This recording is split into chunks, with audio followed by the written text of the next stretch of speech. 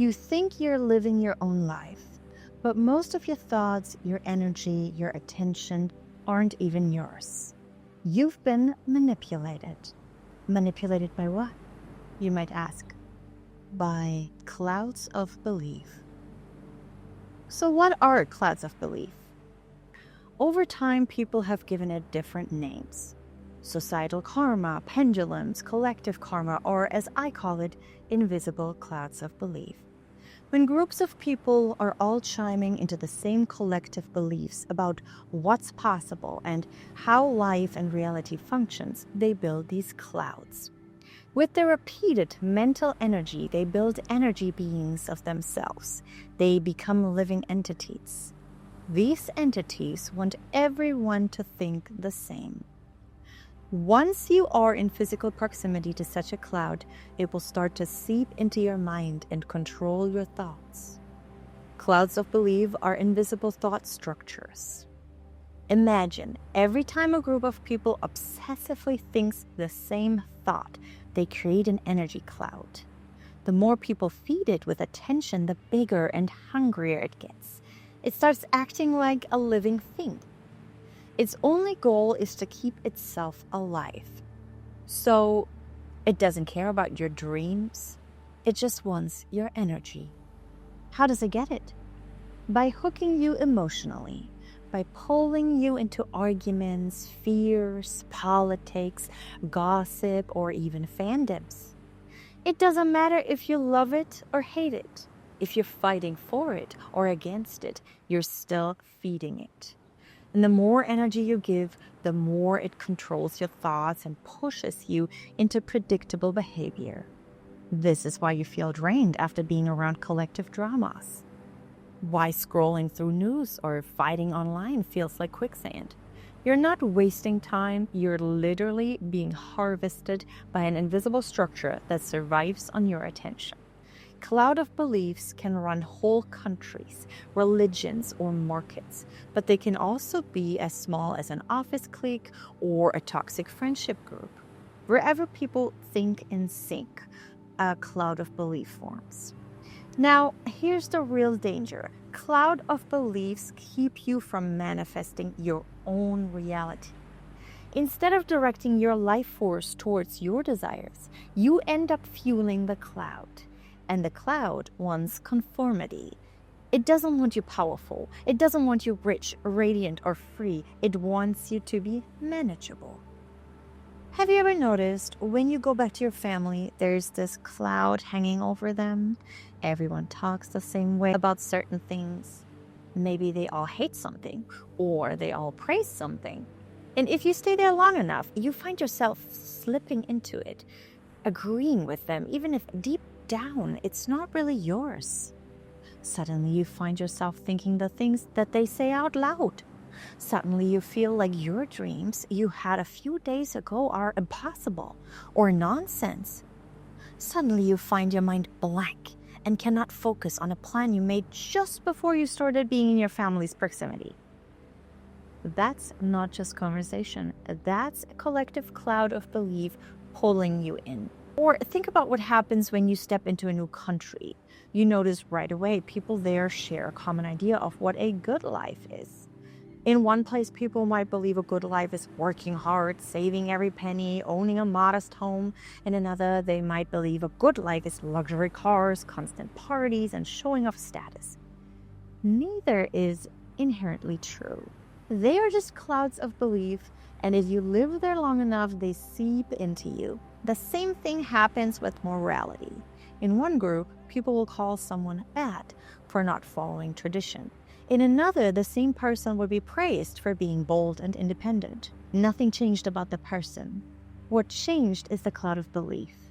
These clouds are invisible, but they are powerful. They decide what people think is possible, what they think is impossible, and even what they think is right or wrong. And unless you wake up to it, you'll end up playing by rules that aren't even yours.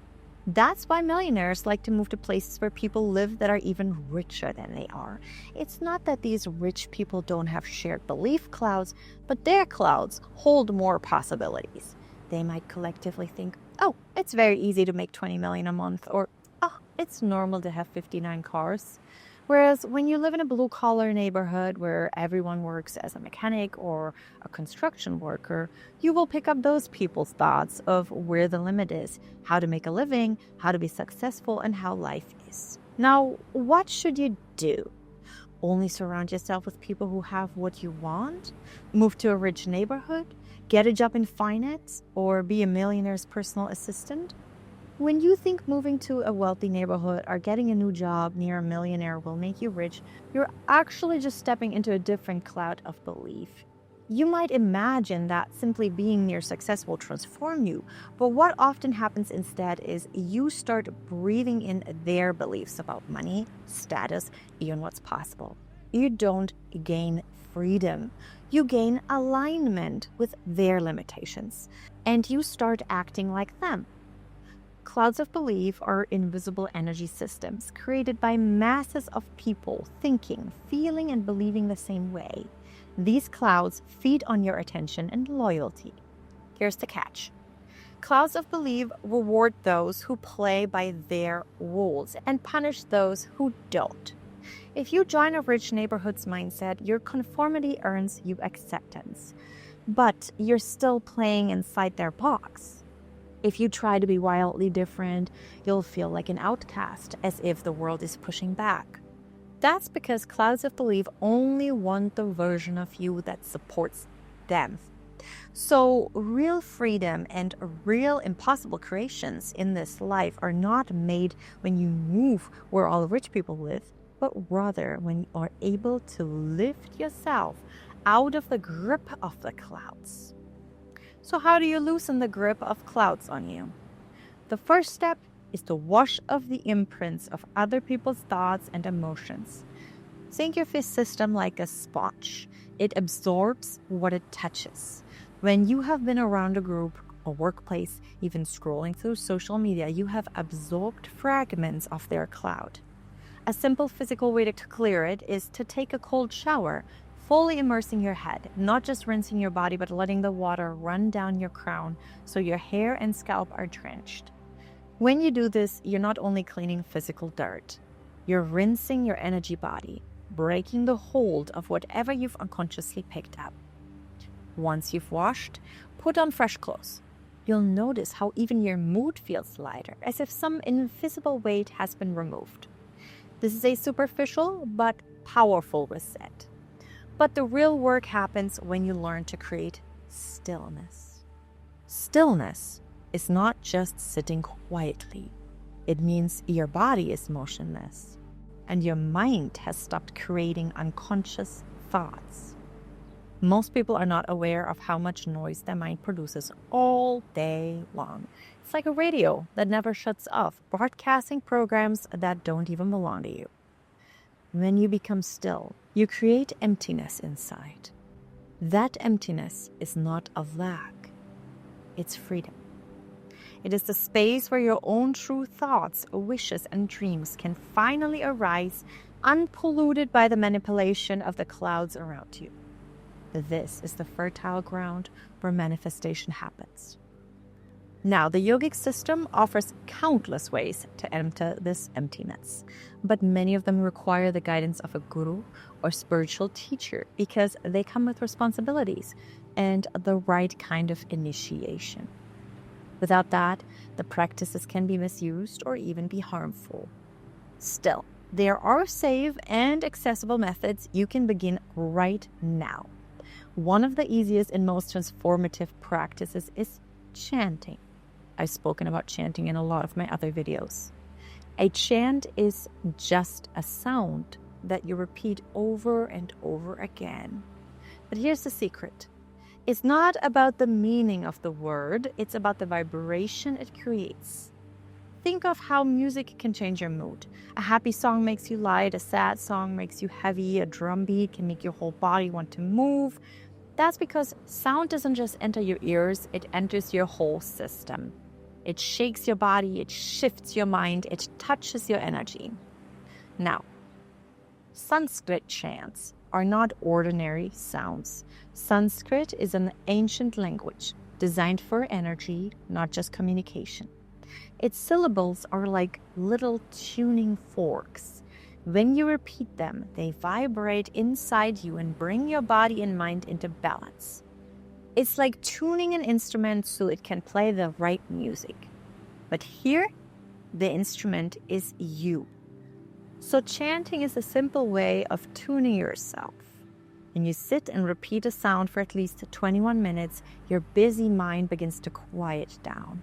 The constant chatter fades and a deep stillness opens inside you. After the chant, just close your eyes and rest in that stillness. Don't fight your thoughts, just let them drift by like clouds in the sky. This is how you wash away the noise of the world. And from that quiet emptiness, your real wishes and dreams can rise, free of other people's influences. To practice, choose a simple chant and repeat it steadily for at least 21 minutes. The repetition matters because only when the sound reverberates long enough does it cut through the layers of noise. After chanting, just sit with your eyes closed. Thoughts may still drift by, but you don't have to follow them. Let them float like clouds. The stillness that emerges afterwards is the fertile emptiness from which your true desires can rise. Not every chant is suitable for everyone without guidance. Some are powerful formulas that require initiation. But there are also some safe chants you can use without a teacher because they harmonize gently, cleansing your system without creating side effects. I've shared a few of these safe chants in my Substack, so you can begin right away without worrying about misusing them. The link is in the description. Another natural way to free yourself from the grip of collective thought forms is to rise during Brahma Muhurta. Brahma Muhurta is the period just before dawn, roughly 90 minutes before sunrise. At this time, most of the world around you is asleep. Their minds are not broadcasting thoughts into the atmosphere. The noise of the collective cloud is at its weakest. This is why yogis and mystics have always chosen this hour for meditation, chanting, or prayer. The air itself feels lighter, freer, easier to move through. At this time, you're not pulled by the weight of society's beliefs. You can actually feel what it's like to exist without being pressed on by other people's subconscious patterns. When you combine this time of day with practices like chanting or even silent meditation, you begin to see clearly which thoughts are truly yours and which were never yours to begin with. This awareness itself is liberation. Remember, you're not here to live out the recycled thoughts of the collective. You are here to create. Every time you wash off, every time you enter stillness, every time you chant or rise before dawn, you peel away the layers of other people's influence. What remains is you, raw, alive, creative. From that space, manifestation is not only easier, it's pure, free of manipulation, free of borrowed beliefs. If you found this powerful, you'll want to go deeper.